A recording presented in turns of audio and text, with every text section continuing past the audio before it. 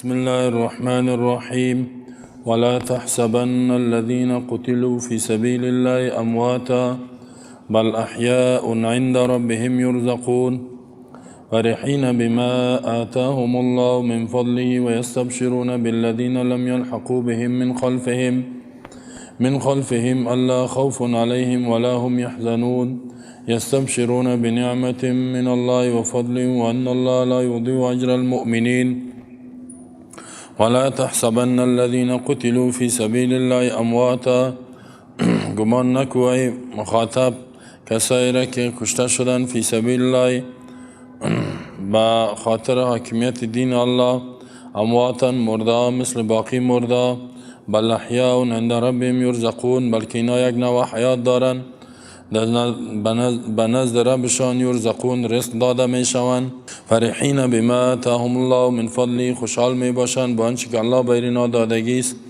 من فضلی از فضل خود و یستبشرون بالذین لم یلحقوا بهم من خلفهم و خوشحال می شوند با کسایی که لم یلحقوا بهم که ملحق نشدگی هستند به اینها من خلفهم از پیش سرشان الله خوف علیهم ولا هم یحزنون که ترس نمی باشه به بالایشان و نغمگین می شوند یستبشرون بنعمت من الله و فضل و ان الله خوشحالی می کنند به نعمت از جانب الله و فضل و ان الله لا یضیع اجر المؤمنین الله ضایع نمی کنه اجر مؤمنین را.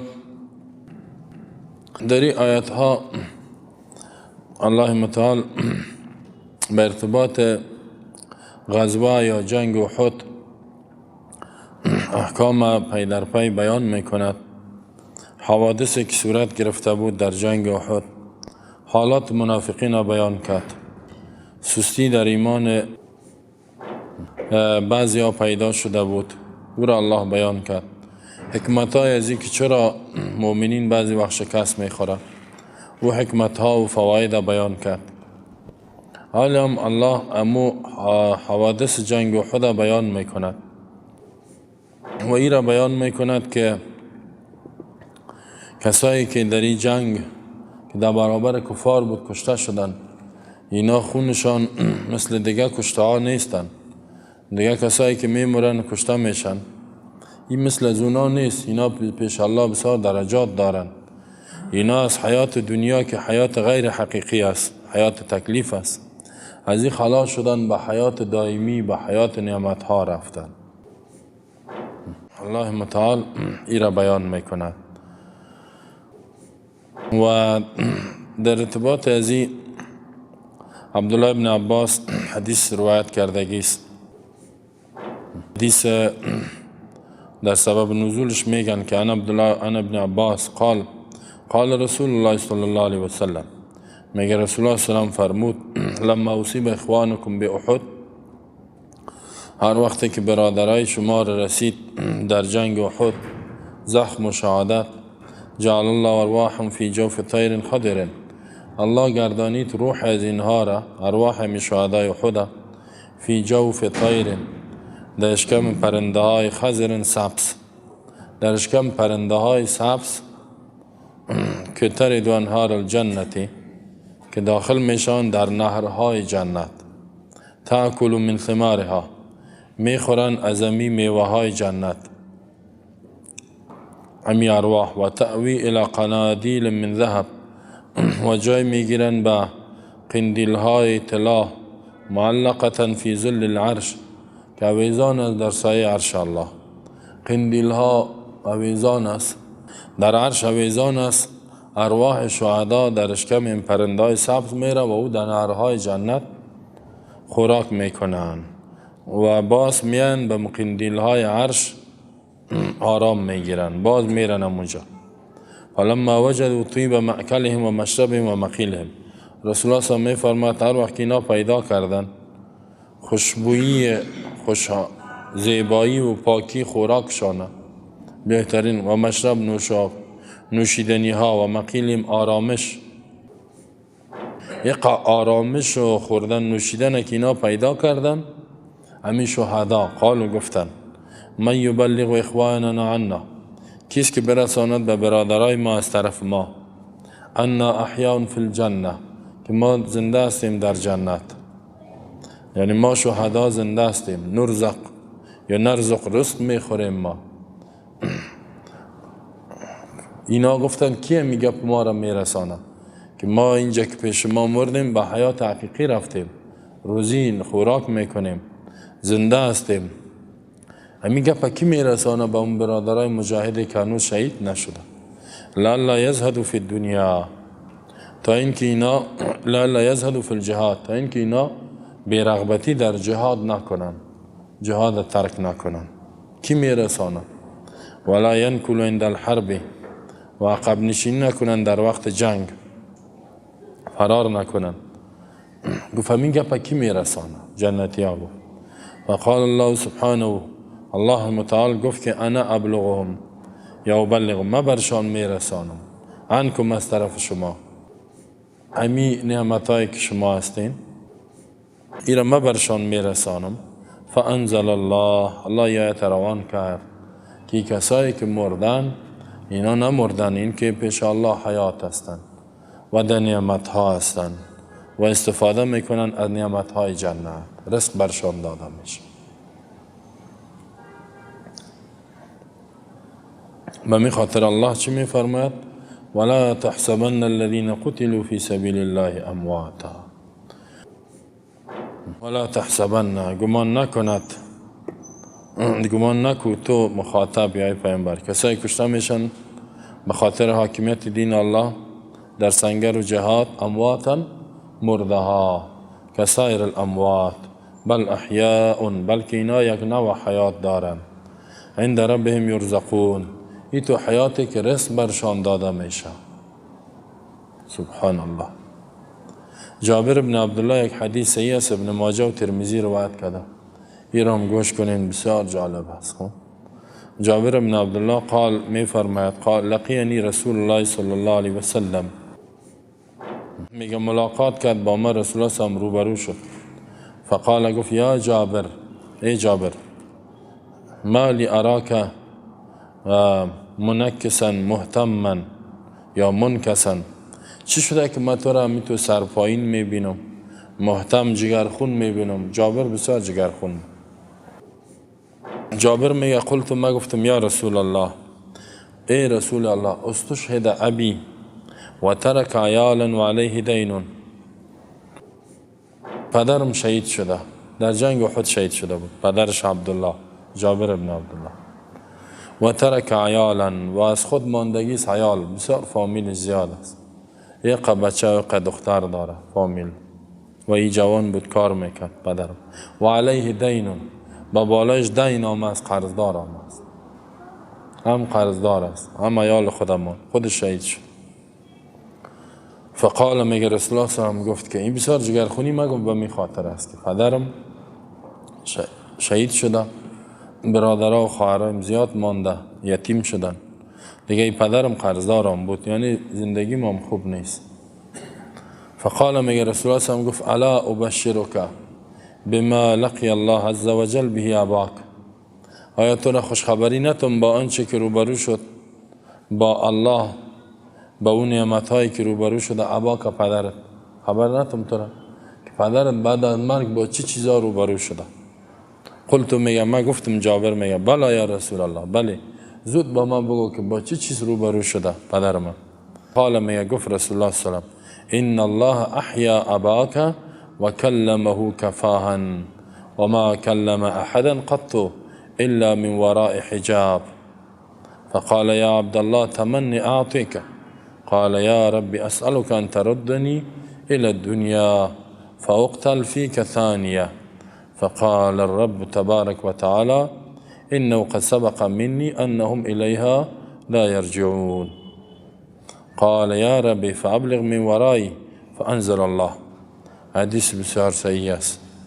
میگه ما گفتم ای رسول الله بگو به ما که پدرم الله چی معامله کرد؟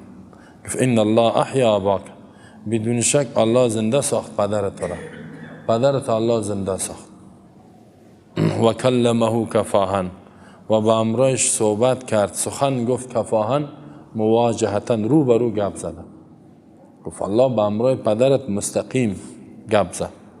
و ما کلم احدا قط، الله سخن نگفته با هیچ کسی الا من ورای حجاب، مگر در پشت پرده گپ زده، ولی با پدر تو رو به رو گپ زد، سخن گفت.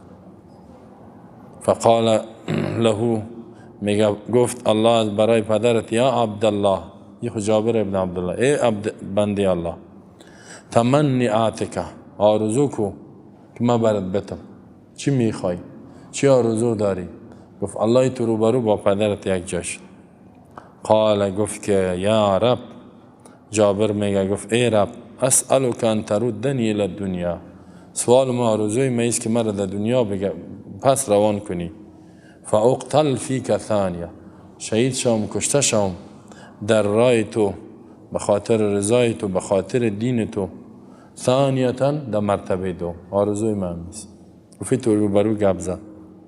فقال رب تبارک و تعالی، گفت ربی که مبارک است، برکت دهنده است و بلند است، انه قد سبق منی، بدون شک سبقت کردگی از ما فیصله، انهم الیها لا یرجعون، که بدون شک انسان ها شهدا به طرف دنیا نمی روند، بازگشت نمی کنند. و ما این فیصله را کردیم، اگر نی آرزوی تا پورا می کردم. قال یا رب، با جابر گفت ای رب، فابلغ من ورایی، برسان پشت سر ما در دنیا، امی گپا برسان که آرزوی ما است که ما پس در دنیا بیایم. این گپا میگه که با ما گفت جابر، میگه ما بسیار خوشحال شدم، غما رفت. گفت بخدا که پدرت روبرو گپ زد، الله مستقیم، شهید قدرجه داره، که با هیچ کسی پشت پرده گپ نزد، حتی با بسیار انبیا گپ نزده. سبحان الله. فانزل الله، با جابری تقاضا را کرد که امی نعمتایی که به ما دادی را به زنده ها برسان، به مجاهدین.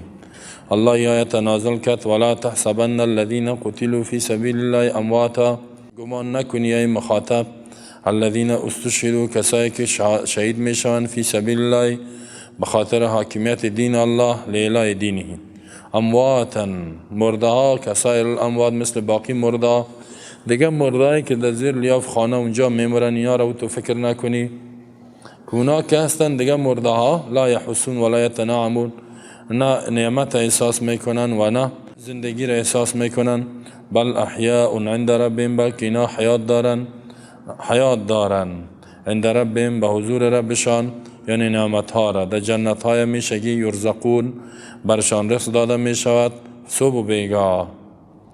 و واحدی میگه اصح در حیات شهدا آن چیزی که روایت شده نبی صلی الله علیه و سلم، پیشتر حدیث چی را گفتم، مو حدیث این مسلم بود، ان ارواحهم، بدون شک ارواح از شهدا، فی اجواف طیور، در اشکم پرنده هاست، خضر سبز، و انهم یرزقون، و اینا رزق داده میشن، و یاکلون و یتنعمون، و میخورن و نعمت ها را حاصل میکنن، یعنی در جنت ها هستن شهدا، ولی ارتباطش با دنیا نداره.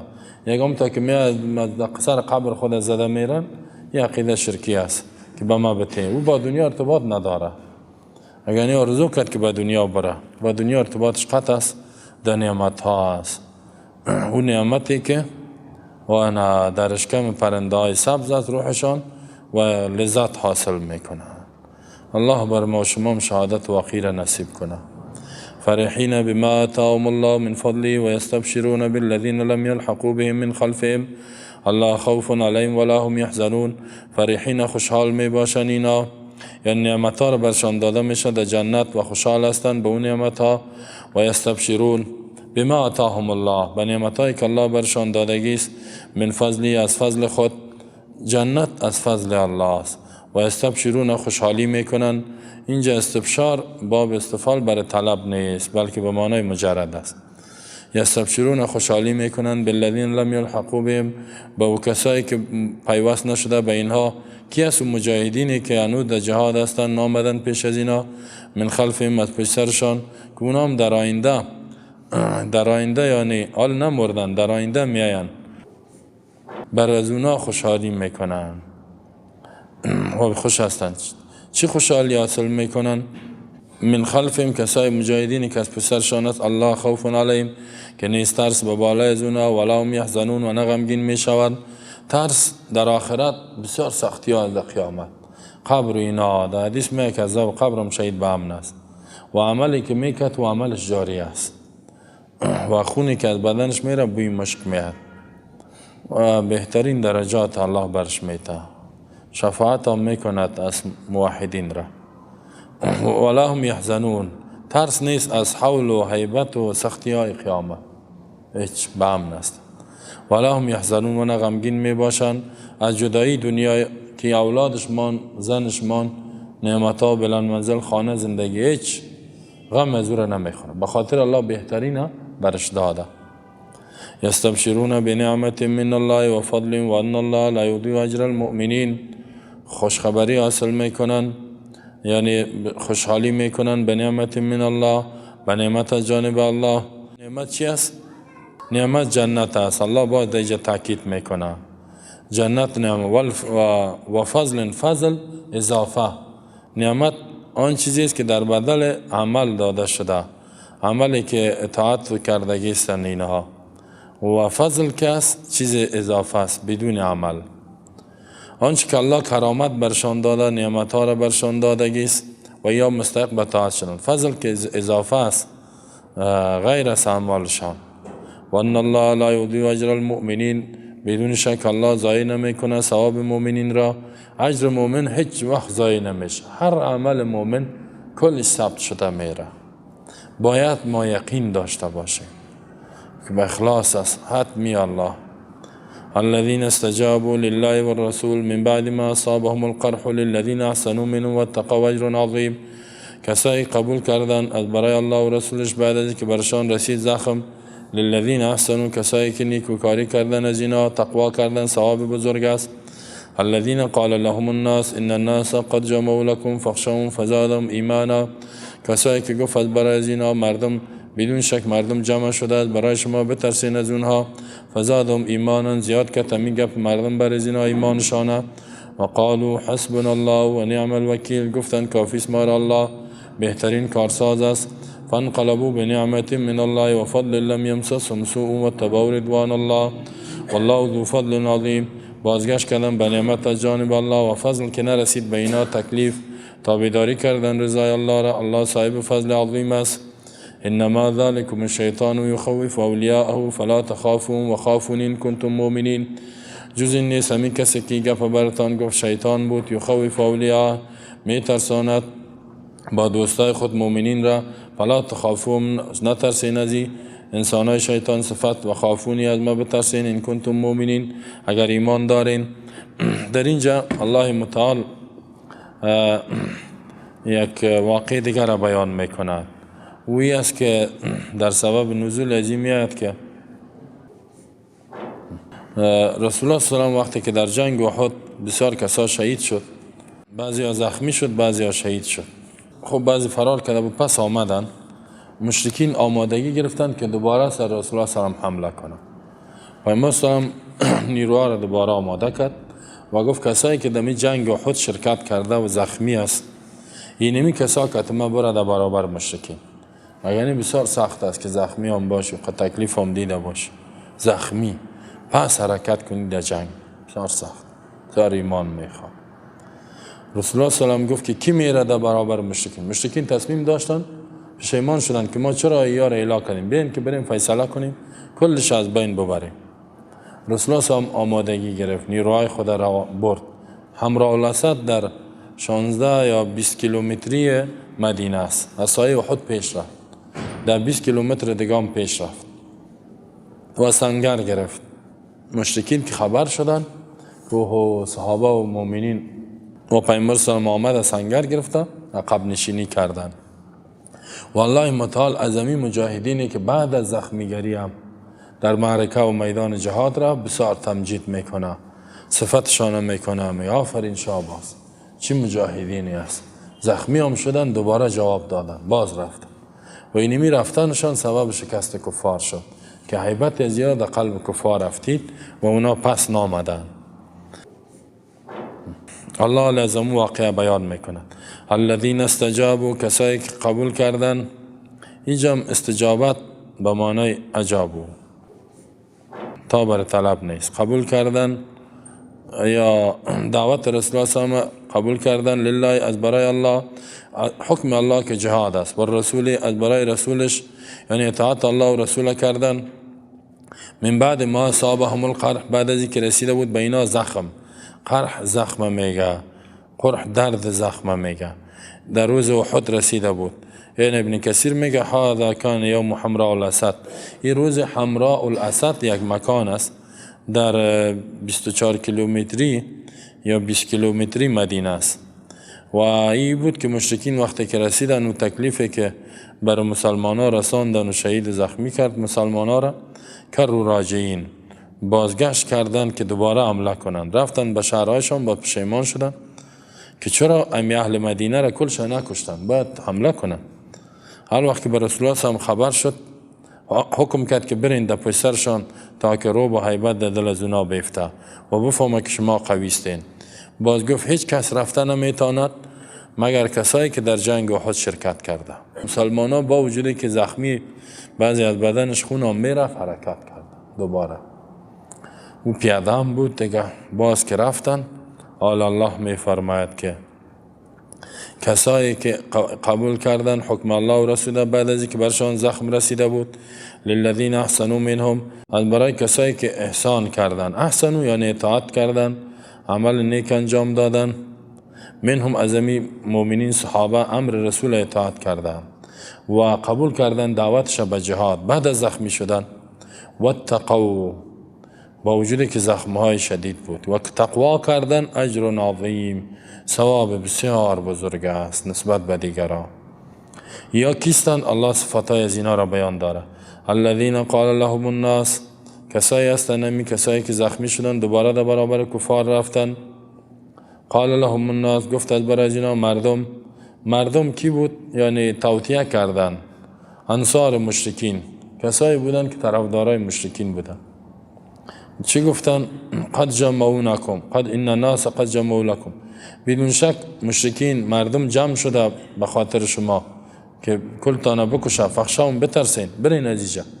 ای تو گفت ان قریشا قد جمعت لكم جموعا، بسیار نیروها را تشکیل داده، هیچ حسابش الله میفهمه، فخافوا بترسین. گفت نفس خود نگاه کنین. قرآن چی میگه؟ فزادهم ایمانا، زمانی که اینا را ترسان که اینا جمع شده کلتا میکشه از بین میبره، فزادهم ایمانا، زیاد کرد امی سخن کافر بر مؤمنین مجاهدین. چرا زیاد کرد؟ ایمانشان زیاد کرد. اینجا ایمان عقیده را هم میگه، عقیدهش زیاد شد دیگه، عمل هم میگه خوب تصمیمشان به سنگر و جهاد محکم شد دیگه، ایمانشان زیاد. چه صحابه چه ایمانی داشت سبحان الله. وقتی که میترساندش کافر قامت میکشه دیگه هم ایمانش قوی میشه. و قالوا، گفتن حسبنا الله، کافیست ما را الله، الله بر ما کفایت میکند. در چی؟ اینکه حفاظت ما بکند و نصرت ما بکند. بهترین پناهگاه است الله، بهترین مددگار است، و نعم الوکیل، بهترین کارساز و مددگار است. الله بر ما کافی است که حفاظت کنه، الله بر ما کافی است که ما را نصرت کنه از شر کفار. ما اعتماد ما به الله است، توکل ما به الله است. و فضل اجر، یعنی اجر و ثواب از جانب الله. لم یمسسهم سوء، که نرسید به اینا تکلیف، هیچ کدام تکلیف و ضرر به اینا نرسید. و تبعوا رضوان الله، تابعداری کردن رضای الله را، رضامندی الله را تابعداری کردن. یکی خود تکلیف یعنی نرسید دیگه، تابعداری الله را، رضایتش به دست آوردن. بعضی میگه اونجا یک بازار بود، باز اونجا کاروبار تجارت هم شروع شد، بسیار غنیمت ها، بسیار فایده ها حاصل کردن، باز آمدن.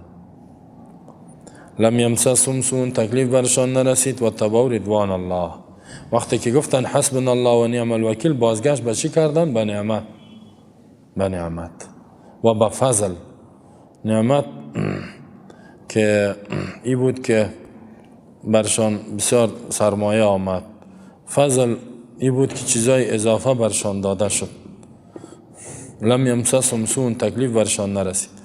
و تابعداری رضای الله را کردن. رضای الله ای است که حکمش عملی کنی.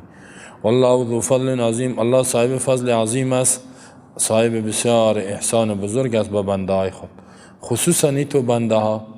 انما ذلكم الشیطان یخوف اولیاء فلا تخافوهم. الله می فرماید در آیات جزی نیست اینمی کسی که شما را ترسان نه، امی قائل امی گوینده چی گفت؟ ان الناس قد جمعوا لكم فاخشوهم. مردم جمع شده بگریزین که میکشه کلتانا. کافرها جمع شده گیر بسیار نیروها را آمده کده، جنگ نکنین، مقاومت نکنین. الله میگه انما ذلكم اینمی کسی که بر شما گپ زد از شیطان بود، میخواست که امی نیتهای شما را، اراده شما را، تصمیم شما را، ثبات شما را ضعیف بکند. هدفش همی بود. شیطان بود. شیطان سه که اینجا انسان الله شیطان گفته. انسان بود. این اصلش ابن نعیم ابن مسعود اشجعی است. نعیم ابن مسعود اشجعی مشرک بود. این یارا ترسانده بود. الله این سه که از انسانی که طرفدار کافر است از او تعبیر به شیطان کرده.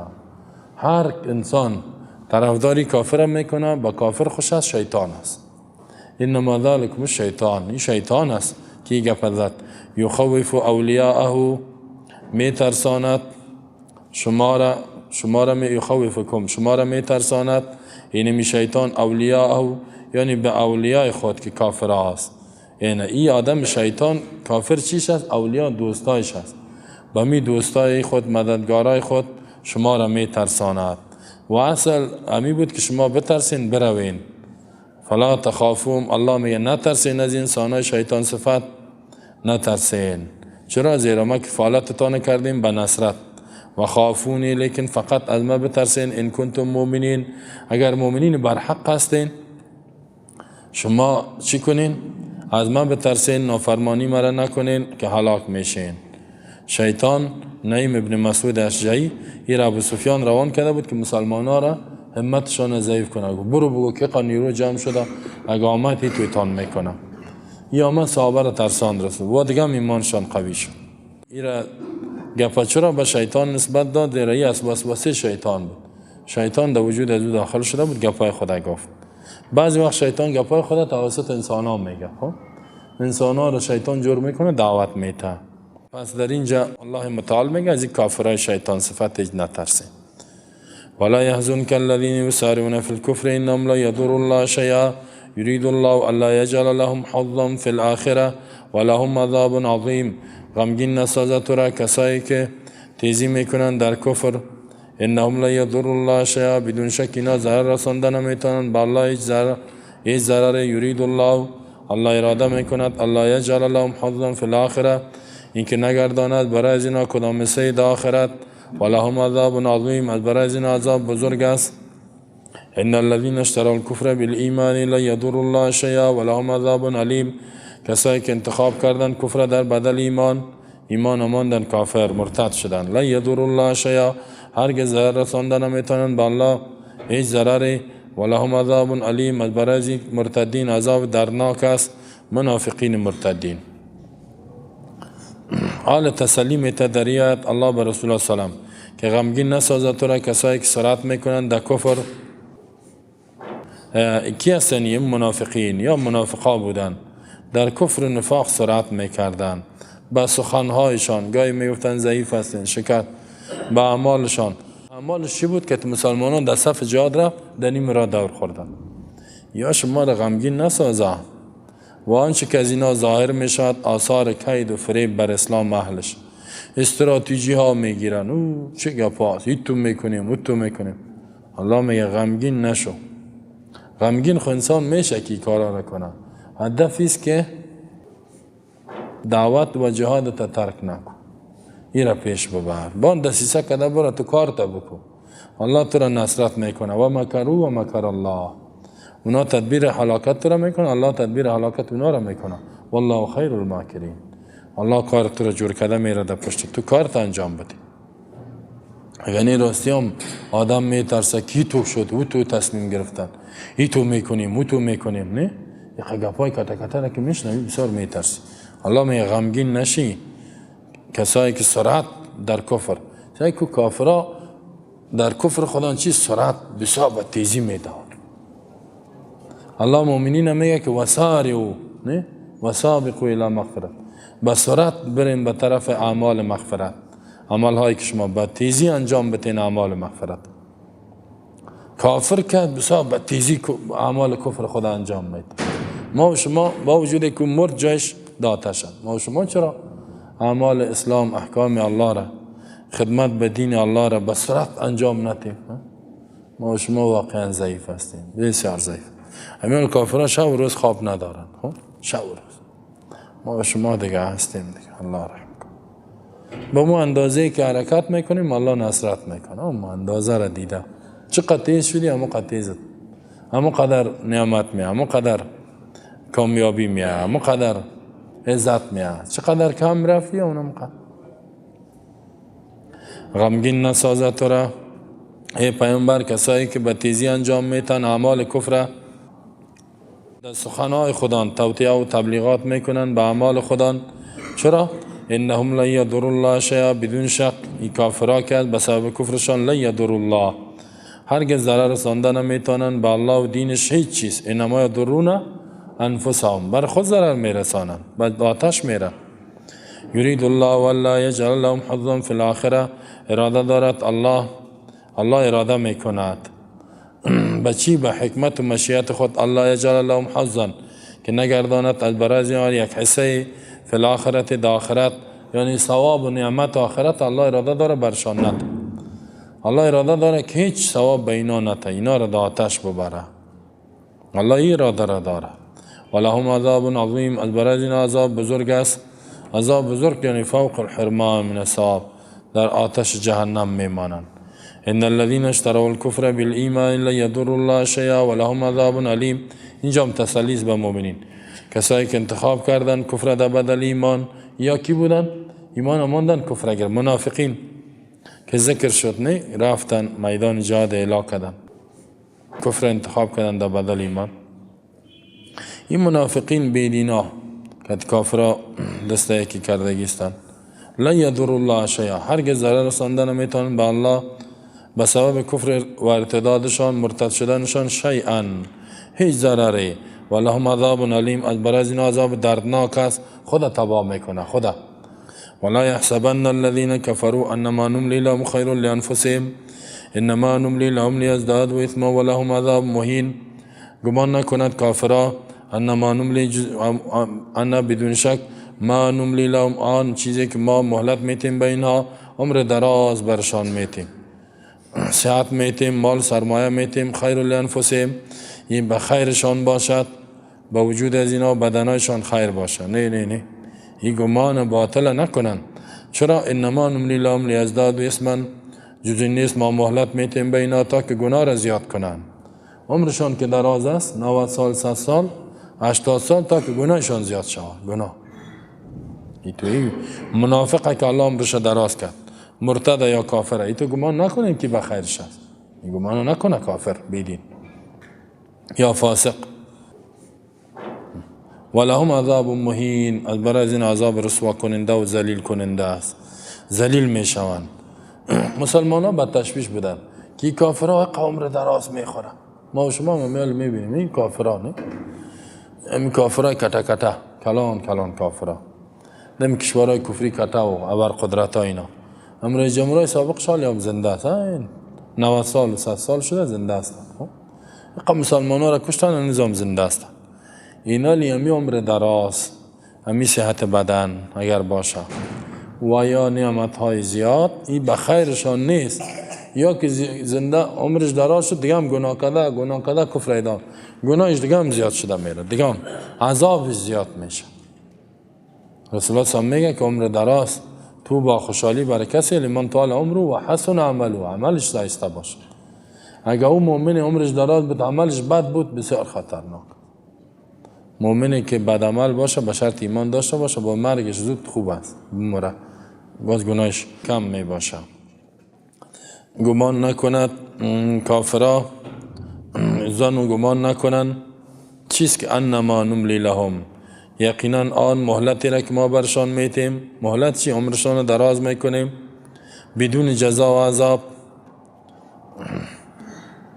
خیر لانفسهم، که خیر باشه بر نفسایشان، به خیرش نیست که یا فکر کنن که ما به حق هستیم انما نملی لهم لیزدادوا اثما، جز این است ما به اینا مهلت میتیم، عمر دراز میتیم تا که زیاد کنن گناه را زیاد کنن، معاصی را کسب کنن. ولهم عذاب مهین، از برای از اینا عذاب بسیار رسوا کننده و ذلیل کننده در روز آخرت در آتش میرن. الله از عمر دراز بی عمل نجات بده. ما كان الله ليذر المؤمنين على ما أنتم عليه حتى يميز الخبيث من الطيب وما كان الله ليطلعكم على الغيب ولكن الله يجتبي من رسله من يشاء فآمنوا بالله ورسله وإن تؤمنوا وتتقوا فلكم أجر عظيم. نیست الله لیذر المؤمنین، این که ترک بکنه مؤمنین را علی ما انتم علی، با محالتی که شما مؤمنین هستین در او حالت، حتی یمیز الخبیث من الطیب، تا که جدا بکنه پلیت از پاک، مؤمن است منافق، مؤمن است مشرک، ضعیف الایمان است قوی الایمان. و ما کان الله لیطلعکم علی الغیب، نیست الله که خبر بده شما را به غیب، غیب بر شما خبر نمیته که اینی منافق است، مؤمن است، فاسق است، واقعی است، غیر واقعی. ولكن الله اجتبی من رسله من یشاء، لیکن الله انتخاب میکند رسولای خود کسی را که بخواهد بر رسالت باید بر از وحی میکند غیب را. فآمنوا بالله و رسول، ایمان بیارین به الله و انبیا و کل انبیا و وحدانیت الله. و این تؤمنوا، اگر ایمان بیارین، و تتقوا، تقوا عمل بکنین، فلکم اجر عظیم، از برای شما ثواب بسیار بزرگ است که بسیار نعمت هاست. در اینجا الله یک موضوع بسیار زیبای دیگر را بیان میکند. این امتحان ها میگه که میاد جنگ و جهاد و شکست، این به این خاطر است که مؤمنین واقعی از غیر واقعی معلوم شد، از منافق. جنگ و جهاد نباشه، کلگی میگه من مؤمن هستم، تکلیف نباشه. کلگی میگه ما عقیدیم سیست، کلگی میاد در مسجد پر می باشه و همه هیچ تکلیف نیست. هر وقت که امتحان آمد، کافر حمله کرد و جنگ شد، جهاد شد، در سنگر رفتی، اونجا معلوم میشه که کی مؤمن واقعی است کی نیست. الله اینجا منافقین واضح ساخت که اینی مردم ها منافق هستند. اینی مثلا در اون جنگ احد امتحان آمد، 300 نفر عبدالله ابن ابی ابن سلول دور خورد. بعضی کسایی که بسیار الله میزدن ما غیرت داریم از جنگ فرار کردن. نه معلوم شد که غیرتی کی بود یا چند نفر مانده بود. ایمان قوی و غیرتی معلوم شد، ایمان قوی و ضعیف هم معلوم شد، مؤمن هم معلوم شد، منافق هم معلوم شد. این امتحانات که میان معلوم میشه واقعا که مطوره. ما شما میبینیم در نمازهای جمعه و یا بسیارند ماشاءالله، 2000 نفر، 1000 نفر. یک تکلیف که رسید بعد میبینیم که چند هزار نفر جمع میشه. اونجا میبینیم که فقط 100 نفر است الی 200 نفر، بسیار زیاد باشه 300 نفر، دیگه کلش گم است. نه این خود تکلیف کم است. اگر تکلیف زیاد رسید باید معلوم میشه که اونجا چقدر است، و از اون قدر زیادتر برسه باید معلوم میشه که اونجا چقدر است. اینمی الله میگه ما شما را در این حالت نمیم، ما میخوایم که شما آشکار شوین، به دیگران شما را بشناسه. مثل که در حکومت‌های سابقه در مسجدها جایی نمی بود، کلگی ریش لنگی، کلگی ملا مولایی بود. الله امتحان آورد اینی حالته که اختیار داری میری در مسجد نمیری، حال معلوم میشه که کی واقعا به اسلام چنگ میزنه و کی نمیزنه، زیرا اختیار است. ما کان الله لیذر المؤمنین، این وعده الله است، بر وعده است از جانب الله با پیامبرش. چی وعده است؟ بیانه سیمیز، به این که الله همیشه جدا کده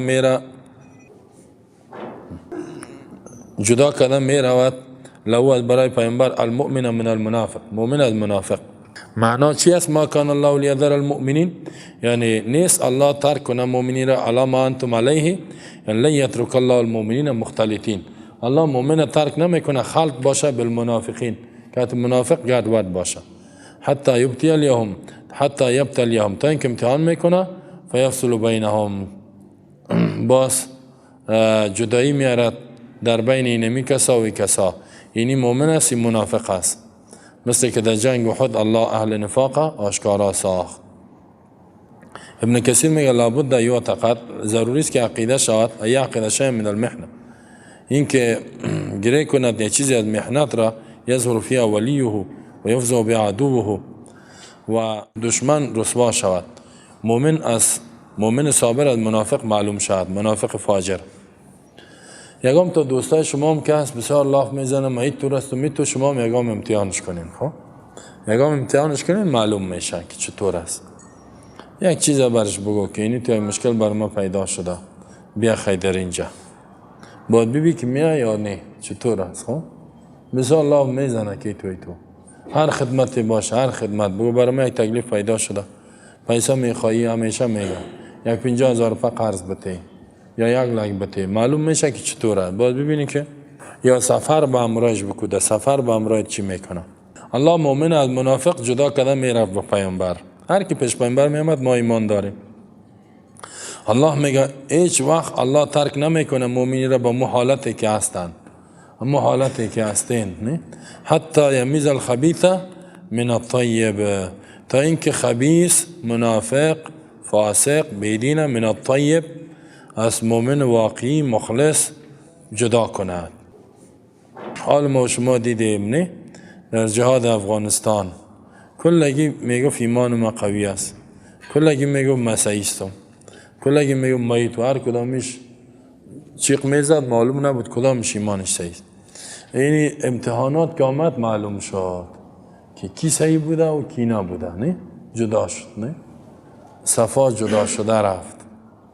حالا امتحان الله دراز کرد، دیگرایش هم معلوم شد که یا چطور بودن. شما میبینین که همین امتحان ها میاد الله چطور جدا کرده میره، مؤمن از منافق جدا میکنه.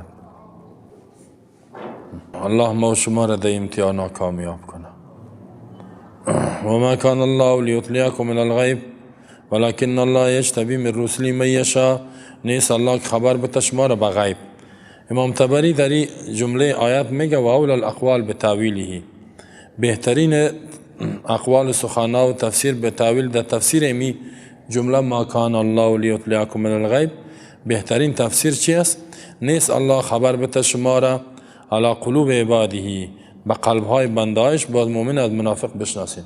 الله قلب مؤمن براتان خبر نمیده، ولکن یمیز بینهم بالمحن، لیکن الله جدایی میاره در بین از یا به محنت ها ابتلا، امتحان میاد، سختی میاد، باز جدا میشه. کما میز بینهم یوم احد بالبأساء و جهاد عدوی، مثل که در جنگ احد در بخاطر جهاد و شدت جنگ الله مؤمن از منافق جدا کرد. این نیست که الله به غیب از قلب کافر تو را خبر بده منافق. امتحان میاره خلاص میفهمی کی منافق است کی نیست. امتحان میاره. خوبه همیال شما دیده میرین نه؟ وکیل پارلمان هم دیدین که مثال داد از جهاد میزد و برنامه مجاهد و روزنامه جهاد و مجاهد و جهاد، مجاهد و جهاد. الله امتحانش کرد و نسای کال معلوم شد.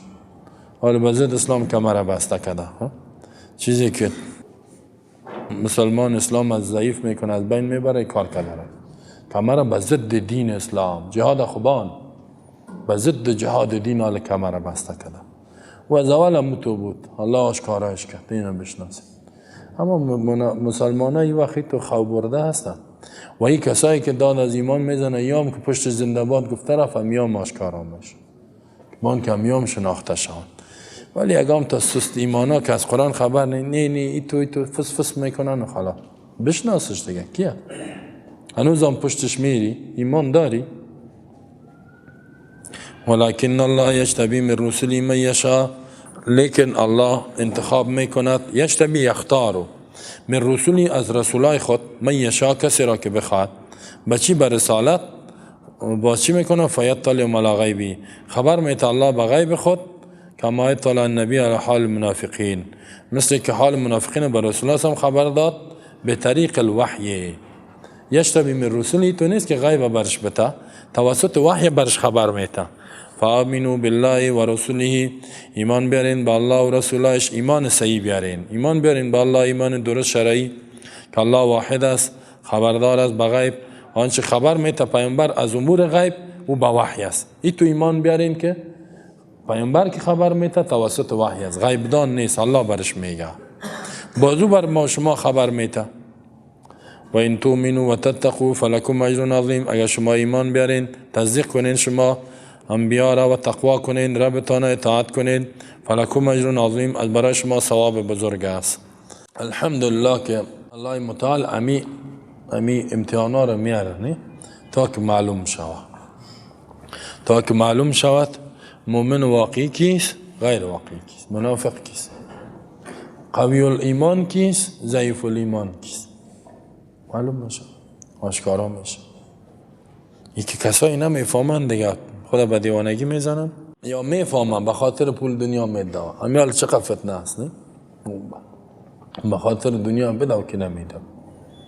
خوب میفهمه که می آدم صحیح آدم نیست، باز میگه که فلانی خان زنده باد، فلانی خان، نعره تکبیر، الله اکبر.